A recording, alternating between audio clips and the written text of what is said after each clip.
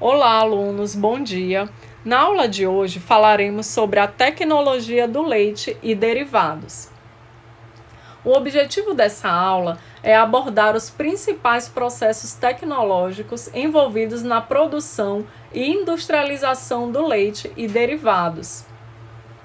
O leite, o que significa leite? Segundo a Instrução Normativa número 62 de 2011, entende-se por leite, sem outra especificação, o produto oriundo da ordenha completa, ininterrupta, em condições de higiene, de vacas sadias, bem alimentadas e descansadas. O leite de outros animais deve denominar-se segundo a espécie de que proceda. Portanto, gente, de acordo com a legislação brasileira, a denominação leite já se subentende que ela se refere ao leite de vaca. O leite procedente de outras espécies deve vir especificado na sua nomenclatura a espécie do qual o leite procede. Por exemplo, o leite de cabra deve vir com essa especificação: leite de cabra. O leite é secretado pelas glândulas mamárias de fêmeas mamíferos durante o período de lactação. Ele se caracteriza por ser uma emulsão de cor branca ou levemente amarelada, de odor suave e gosto adocicado. O leite é considerado um alimento completo e contém todos os nutrientes necessários ao desenvolvimento do recém-nascido. Porém, gente, uma característica importante do leite é a sua capacidade de absorver odores e sabores do ambiente. Daí a importância de acondicionar esse alimento em recipientes e locais apropriados. O leite é composto por proteínas, lipídios, sais minerais, vitaminas e água.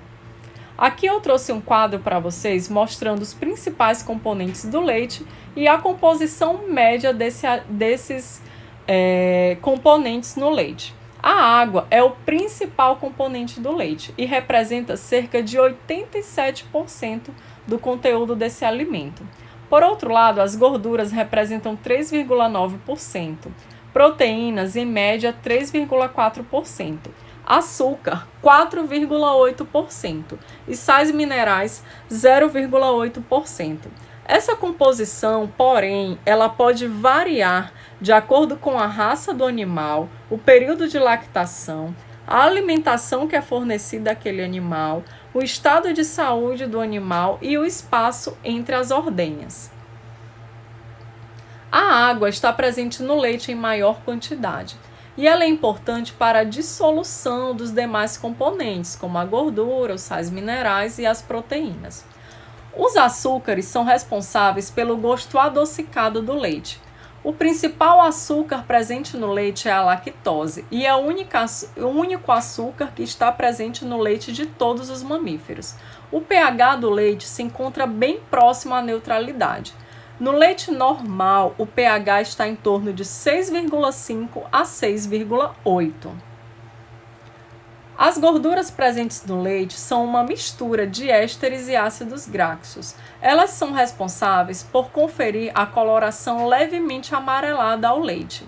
Essas gorduras formam glóbulos. Esses glóbulos se organizam como partículas grandes e leves e tendem a ficar localizadas na parte superficial do leite, formando a nata. A nata, gente, é a porção gordurosa do leite e ela é utilizada para a fabricação de diversos subprodutos, como a manteiga e o creme de leite. As principais gorduras presentes no leite são os fosfolipídios, esteróis, carotenoides e as vitaminas lipossolúveis, que também estão presentes no leite. As principais vitaminas do leite são a vitamina A, C, D, E, K e vitaminas do complexo B. O leite ele contém cerca de 18 tipos de aminoácidos, sendo que destes 18, 8 são considerados aminoácidos essenciais, ou seja, eles precisam ser absorvidos pelo ser humano através da alimentação. As proteínas são as principais responsáveis pela formação da massa branca do leite, que a gente chama também de parte sólida do leite. Quando o leite é posto em meio ácido, essas proteínas tendem a se coagular. E aí, nesse momento, a gente tem a separação da parte sólida do leite da parte líquida. Essa parte sólida também é utilizada para a fabricação de diversos subprodutos, como o queijo e o requeijão. A caseína, ela é a principal proteína presente no leite e ela corresponde a aproximadamente 80% das proteínas presentes no leite da vaca. Quando a gente tem o processo de coagulação, gente, a parte sólida a gente chama de coágulo e a parte líquida a gente chama de soro do leite. Os sais minerais presentes no leite são fundamentais para a formação dos ossos e dentes dos seres vivos, dos mamíferos. Os principais sais minerais presentes no leite são os fosfatos, citratos, carbonatos de sódio, cálcio, potássio e magnésio. Agora que a gente já sabe quais são os principais compostos do leite, é importante que a gente compreenda alguns aspectos importantes relacionados à higiene e qualidade do leite. No momento da ordenha, que é o processo pelo qual o leite é extraído dos tetos da vaca, é importante que se mantenha a higiene, tanto dos equipamentos, quanto do ambiente, quanto do ordenhador. A higiene, ela é fundamental na prevenção e tratamento da mastite. A mastite, por sua vez, é a principal doença que acomete os rebanhos leiteiros. Ela é responsável por grande parte das perdas produtivas nos rebanhos de produção leiteira. E também, gente, essa doença é responsável pela diminuição da qualidade do leite. Além de todo esse manejo preventivo e da higiene no momento da obtenção do leite, é importante também, gente, que se faça o tratamento adequado do leite imediatamente após a extração do leite. Esse tratamento é feito pelo processo de filtragem, resfriamento e também por tratamentos térmicos. Antes que a gente comece a falar sobre conceitos importantes relacionados à tecnologia do leite, é importante que se defina o que é ordenha, ordenhadeira e ordenhador. Ordenha, como eu já disse para vocês anteriormente, é o ato ou efeito de se realizar a extração do leite dos tetos dos animais. A ordenhadeira é o equipamento utilizado na extração desse leite. E o ordenhador é a pessoa responsável por realizar a ordenha. É o trabalhador que irá realizar a ordenha. A ordenha, por sua vez, ela pode ser feita a partir da utilização de uma ordenhadeira, que é esse equipamento que está sendo ilustrado na imagem à direita, ou a ordenha também pode ser executada de forma manual, pelo ordenhador. A ordenha manual é o sistema mais antigo de ordenha. No entanto, ainda é muito frequente, principalmente em pequenos rebanhos de pequenas propriedades. Na ordenha manual, o investimento em equipamentos é baixo, porém exige um maior esforço do ordenhador. Por quê? Aqui na ordenha manual, a extração do leite é feita utilizando o serviço braçal do próprio ordenhador. Não existe nenhum tipo de equipamento mecanizado utilizado aqui nesse tipo de ordenha. Os únicos utensílios utilizados pelo ordenhador são um banquinho para ele se sentar e ficar melhor acomodado para fazer a extração do leite e um balde, importante para o acondicionamento do leite imediatamente após a ordenha. Esse tipo de ordenha é muito empregado em pequenos rebanhos, com baixa produção leiteira, onde a produção ela está voltada para o consumo da própria família e comercialização dentro da própria comunidade. A ordenha mecanizada, por sua vez, ela possibilita a extração do leite de forma mais rápida do que a ordenha manual. E quando bem realizada, tem menor risco de contaminação. Na ordenha mecanizada, gente, ou ordenha mecânica, o leite é extraído do teto dos animais por um processo de vácuo, tá? Essa bomba de vácuo faz a extração do leite, né, diretamente ali do teto dos animais, e através de um sistema fechado, esse leite é depositado em tanques, tá? Ou recipientes de alumínio ou aço inoxidável. A ordenha do tipo mecânica pode ser de forma simples, tá, gente? Com esse esquema, como mostrado aqui para vocês nessa imagem, do tipo balde ao pé. Como funciona essa ordenhadeira mecanizada do tipo balde ao pé? Na ordenha mecanizada do tipo balde ao pé, a gente tem a possibilidade de realizar a ordenha de um animal somente por vez. Tá? Esse tipo de ordenha também funciona através da sucção do leite por um sistema de vácuo e deposição do leite diretamente em recipientes confeccionados de alumínio ou aço inoxidável. Na ordenhadeira do tipo espinha de peixe, a gente tem a possibilidade de ordenhar vários animais ao mesmo tempo. Esse equipamento ele deve ser instalado na propriedade e dispor de um fosso central, por meio de onde o ordenhador manipula o equipamento e e manuseia os animais. Nesse tipo de ordenhadeira, os animais se posicionam em um ângulo de 33 graus em relação um ao outro. Esse tipo de ordenha, ele funciona... ele demanda um maior investimento por parte do produtor, porém, esse investimento ele é justificado para rebanhos de média produção leiteira. A ordenha mecanizada, que possibilita a ordenha de vários animais ao mesmo tempo, também pode ser do tipo tandem.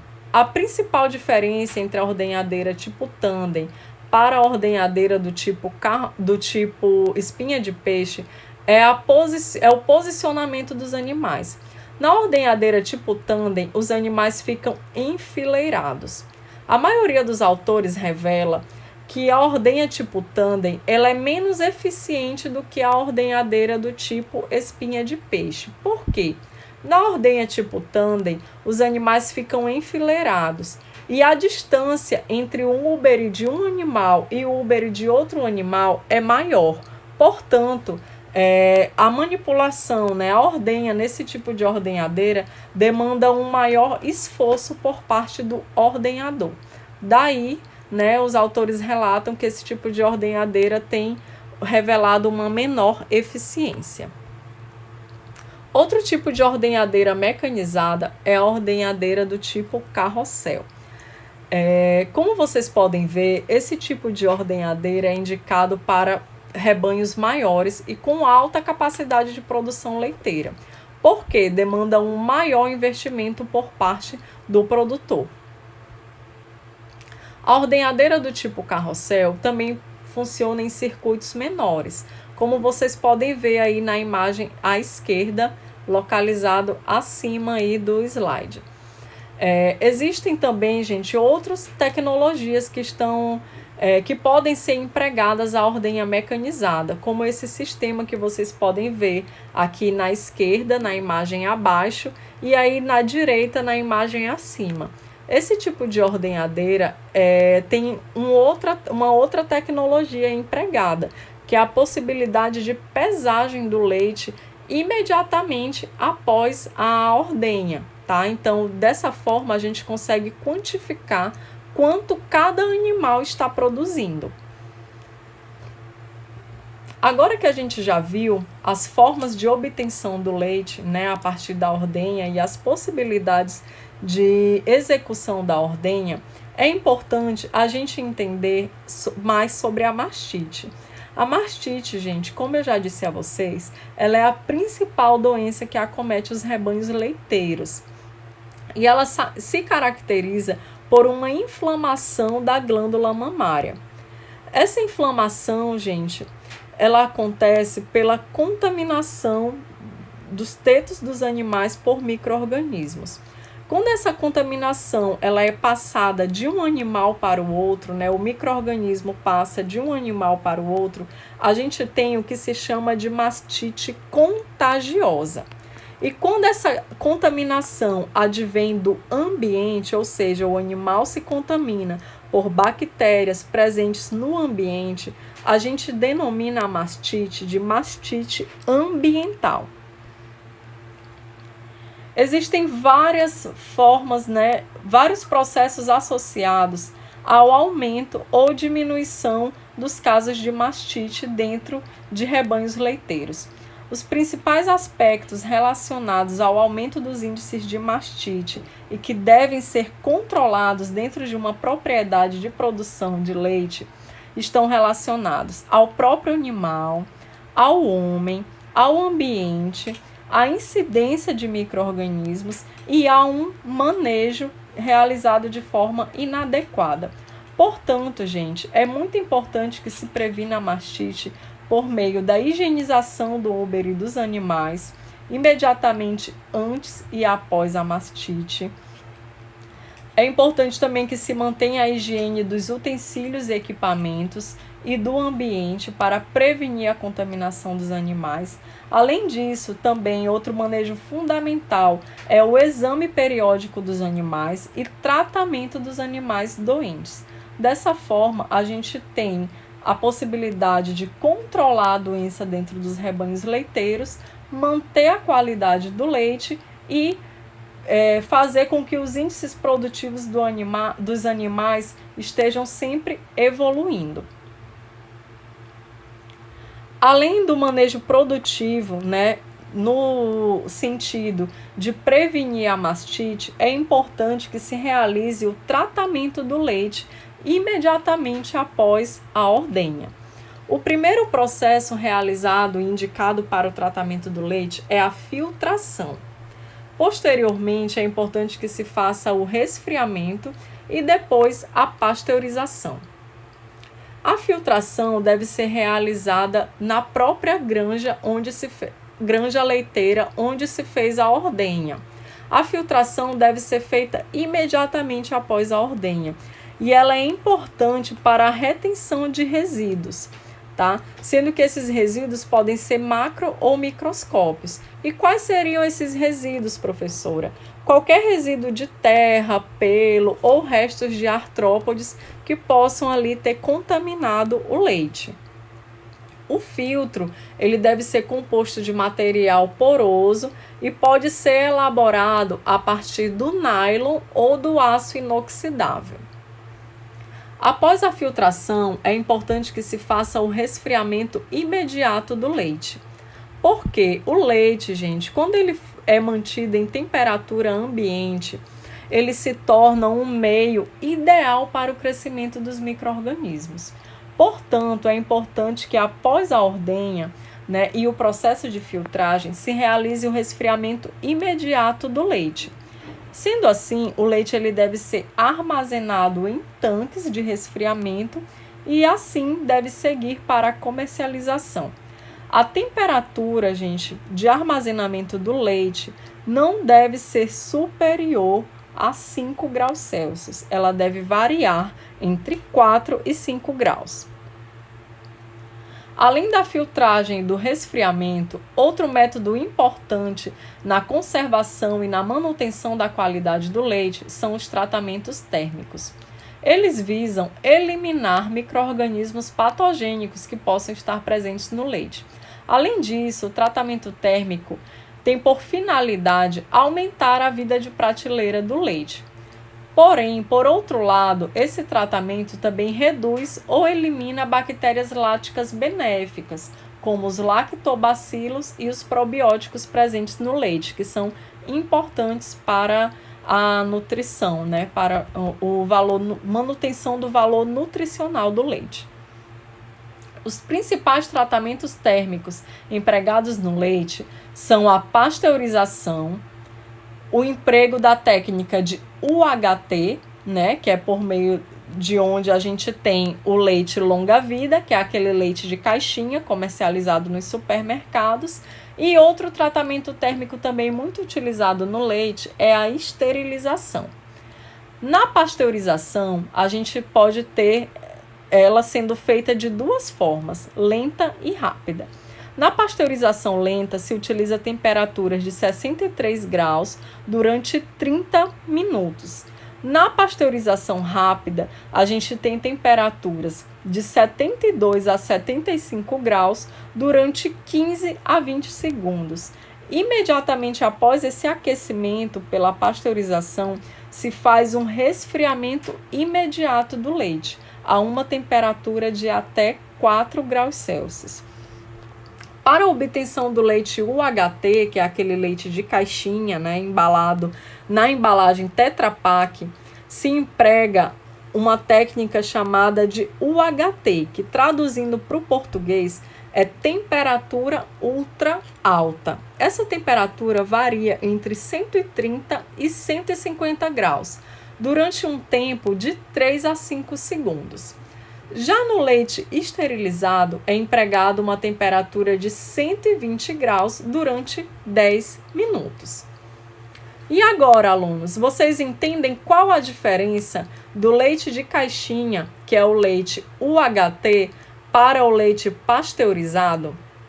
Bem, primeiramente é importante que a gente entenda que o leite pasteurizado ele foi submetido a um tratamento térmico mais suave em relação ao leite UHT. Né? No leite UHT, a gente tem a eliminação de qualquer bactéria patogênica, tá?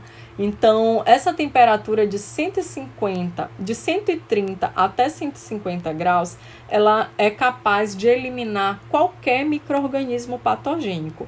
Por outro lado, ela também é responsável por destruir, né, todas as bactérias benéficas presentes no leite. Então, o leite UHT, ele não tem probióticos nem lactobacilos. Ele também é pobre em vitaminas do complexo B, né, pobre em proteínas e pobre em açúcares, além, né, de serem utilizados conservantes na produção do leite UHT. Por outro lado, gente, esse leite ele é muito estável microbiologicamente e ele tem um tempo de prateleira muito maior em relação ao leite pasteurizado. Portanto, o leite UHT é um alimento mais estável do ponto de vista microbiológico, tem um tempo de prateleira maior, por outro lado, ele tem um valor nutricional muito menor quando comparado ao leite pasteurizado. O leite pasteurizado, ele tem maior teor de lactobacilos e probióticos, alto teor de proteínas, vitaminas e açúcares, tá?